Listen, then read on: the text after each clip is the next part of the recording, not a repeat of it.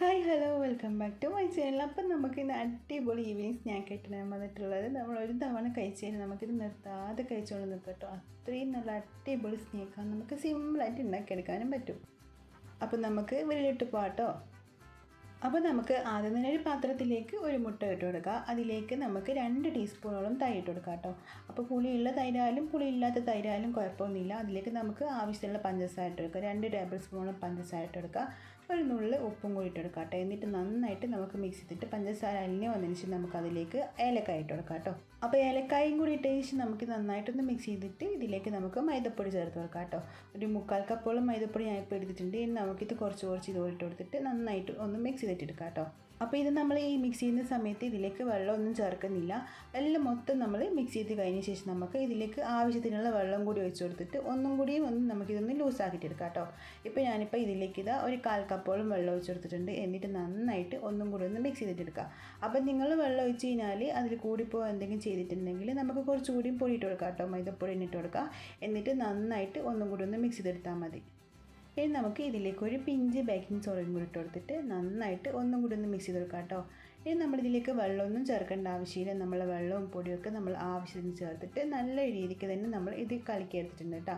അപ്പം നമ്മൾ മാവ് ഇവിടെ റെഡി ആയിട്ടുണ്ട്. അപ്പം നമുക്ക് ഒരു പാത്രത്തിലേക്ക് ഓയിൽ ഒഴിച്ചിട്ട് നന്നായിട്ട് അത് ചൂടായി വരുന്ന സമയത്ത് നമുക്ക് ഇതുപോലെ കുറച്ച് അതിലേക്ക് ഇട്ട് കൊടുക്കാം കേട്ടോ. അപ്പോൾ നമുക്ക് സ്പൂൺ വെച്ചിട്ട് വേണമെങ്കിൽ ഇട്ട് കൊടുക്കാം, അല്ല ഇതുപോലെ കൈ വെച്ചിട്ട് വേണമെങ്കിൽ ഇട്ട് കൊടുക്കാം കേട്ടോ. ശരിക്കും നമുക്ക് ഈ ഒരു സ്നാക്ക് ഉണ്ടാക്കിയെടുക്കാൻ വേണ്ടിയിട്ട് 10 മിനിറ്റ് പോലും ആവശ്യമില്ല കേട്ടോ. നമുക്ക് പെട്ടെന്ന് തന്നെ ഉണ്ടാക്കിയെടുക്കാൻ പറ്റിയിട്ട് കണ്ടോ. നമ്മൾ ഇട്ടിട്ട് അടുത്തത് ഇടുന്നതിന് മുമ്പ് തന്നെ ആദ്യം ഇട്ടതൊക്കെ കളർ മാറി തുടങ്ങിയിട്ടുണ്ട് കേട്ടോ.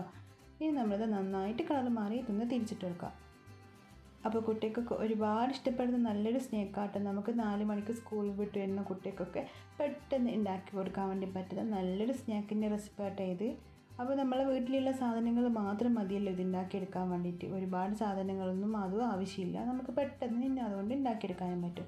ഇപ്പോൾ ഇതിൻ്റെ സൈഡൊക്കെ കളർ മാറി വന്നിട്ട് നമുക്ക് ഇതൊന്ന് തിരിച്ചിട്ട് കൊടുക്കാം കേട്ടോ. നല്ല ബോൾ പോലെ പൊങ്ങി വന്നിട്ടുണ്ട് കേട്ടോ. ഇനി ഈ ഒരു ഭാഗം കൂടി നന്നായിട്ട് കളർ മാറിയ ശേഷം നമുക്ക് എന്താ ചെയ്യുക, എണ്ണയിൽ നിന്ന് മാറ്റി കൊടുക്കാം.